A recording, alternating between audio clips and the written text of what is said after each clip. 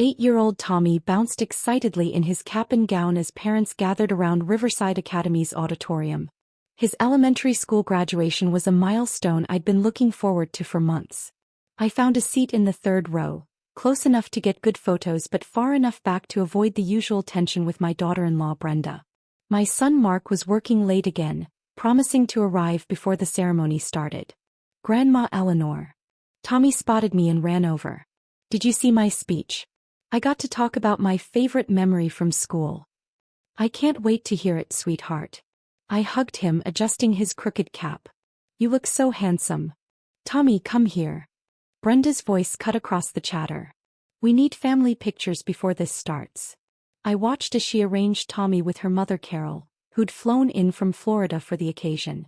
Carol wore a corsage and held a world's best grandma balloon. "Should I come over for pictures?" I asked. "Oh, we're doing immediate family only right now," Brenda said sweetly. "We'll get group shots later." I nodded and returned to my seat, watching other families pose together. Mark arrived just as the ceremony began, sliding into the row beside me. "Sorry I'm late." "How's he doing?" "Excited and nervous. He's giving a speech." When Tommy's turn came, he walked confidently to the podium and spoke about his favorite school memory, the science fair project we'd worked on together about volcanoes. He mentioned how his grandma had helped him with the research and stayed up late painting the display board. I beamed with pride until I noticed Brenda elbowing Carol and pointing to the stage like Tommy was talking about her. After the ceremony, parents mingled in the hallway while kids ran around showing off their certificates. Mrs. Patterson, Tommy's teacher, approached me with a warm smile. "Mrs. Henderson, Tommy talks about you constantly. Thank you so much for all your support this year." Before I could respond, Brenda appeared beside us. "Oh, you must be confused," she said to Mrs. Patterson. "This is just the babysitter we keep around to help with Tommy. This is his real grandmother." She gestured to Carol, who stepped forward with her corsage prominent. Mrs. Patterson looked genuinely puzzled. "I'm sorry, I thought. Tommy always talks about his grandma Eleanor, who helps with homework and comes to school events." "Kids get confused about titles," Brenda laughed. "Eleanor watches him sometimes, but Carol is his actual grandmother. She lives in Florida, which is why you haven't met her before." I watched Mrs. Patterson's face as she processed this information. She'd seen me at parent-teacher conferences, school plays, and pickup duty for 3 years. "How nice," Mrs. Patterson said carefully. "Tommy is lucky to have so many caring adults in his life."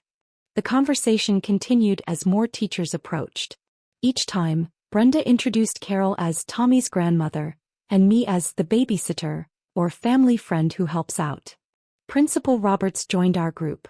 "Mrs. Henderson, so wonderful to see you. I wanted to thank you again for your generous donation to our technology fund." "Donation?" Brenda's voice sharpened. "The computer lab renovation," Principal Roberts explained. "Mrs. Henderson's contribution made it possible for us to upgrade all the equipment. The children love the new systems." Brenda stared at me. "Eleanor made a donation?"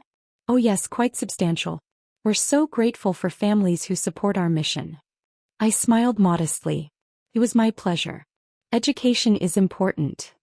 "Speaking of support," Mrs. Patterson added, "we've so appreciated having Mrs. Henderson as our room parent volunteer coordinator.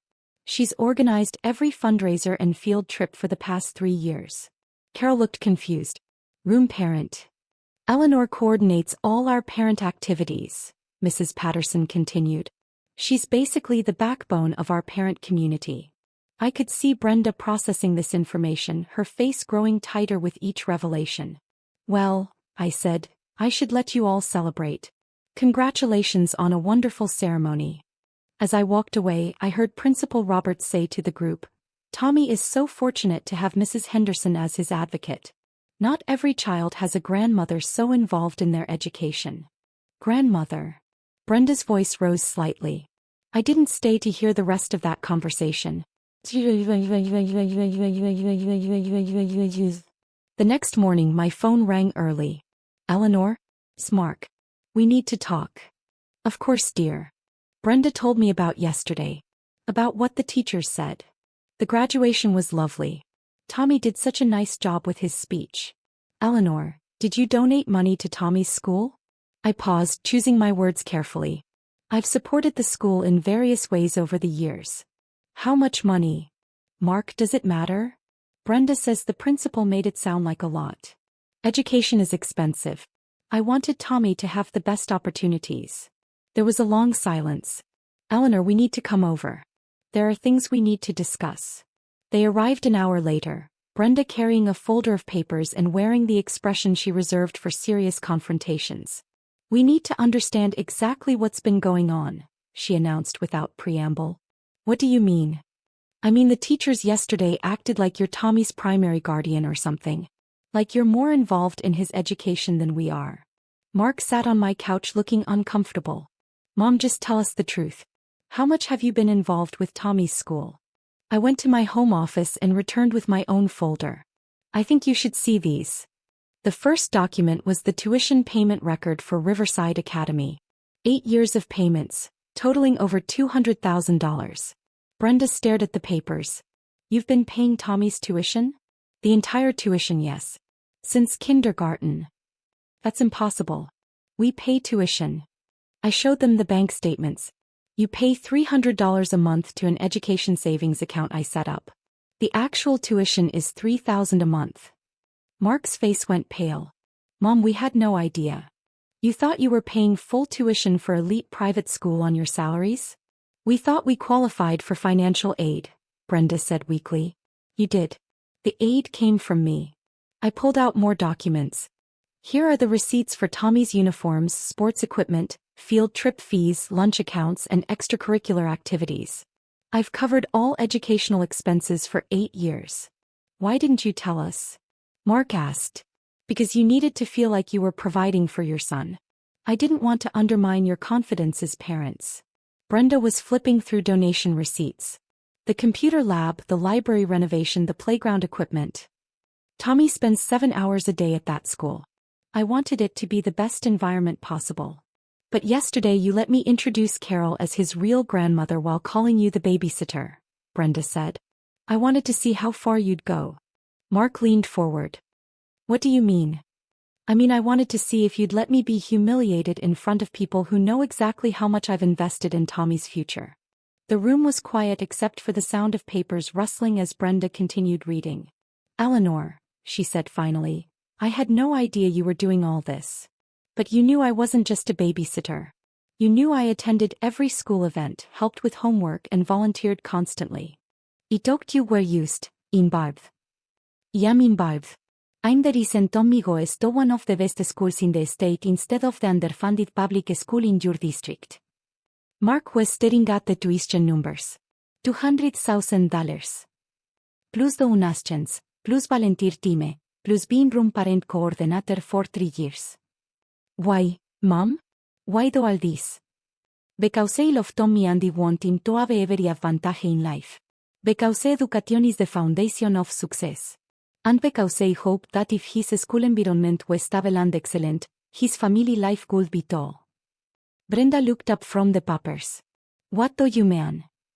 I mean I hope that if you weren't stressed about education costs, if Tommy was thriving academically, if you felt supported by a strong school community, you'd have more energy for being happy parents instead of struggling ones. And instead we took you for granted, Mark said quietly. Instead you introduced another woman as Tommy's grandmother to the teachers who worked with me for 8 years. Brenda started crying. Eleanor, I'm so sorry. I didn't understand. What didn't you understand? That actions have consequences? That the person you publicly humiliate might be the same person privately supporting your family. I was trying to make my mother feel special, Brenda whispered. At my expense. In front of people who know exactly how much I've sacrificed for Tommy's education. Mark took his wife's hand. Brenda, do you understand what happened yesterday? I made Eleanor look like a servant in front of people who knows has been funding Tommy's entire education. You made me look like hired help to the teachers and principal who basing me donate hundreds of thousands of dollars to their school, I corrected. What can we do to fix this? I pulled out one final document. This is Tommy's enrollment contract for next year. First grade tuition is $35,000. Are you going to stop paying? Brenda asked. I'm going to let you decide. If you want to keep Tommy at Riverside Academy, you need to either qualify for real financial aid or find a way to pay full tuition yourselves. But our budget. Your budget should have included education costs from the beginning. It enabled you to live beyond your means by covering Tommy's school expenses. And if we can't afford it, then Tommy will attend public school, and you explain to him why his educational opportunities change. Mark was doing mental math. Mom, even with a payment plan, we can't afford $35,000 a year. Then you need to make some choices about your lifestyle, won't you? What about everything you've already invested? Consider it a gift to Tommy, not to you. He received an excellent foundation education. What happens next depends on how much his parents value continuing that investment. 2 weeks later, Mark called with their decision. We're keeping Tommy at Riverside, he said. Brenda's going back to work full-time, I'm taking a second job on weekends, and we're selling the boat. And the tuition. We qualified for partial financial aid based on our real income. We pay the difference. How much is the difference? $20,000 a year. It a bit tight, but we can manage it. Good for you. Mom, there is something else. Brenda wants to write an apology letter to Tommy's teachers. To explain what happened at graduation and to thank them for everything you've done. That's so fair. And we want to start over. With an steady steam. No more pretending we're doing things we're not. No more taking credit for your contributions.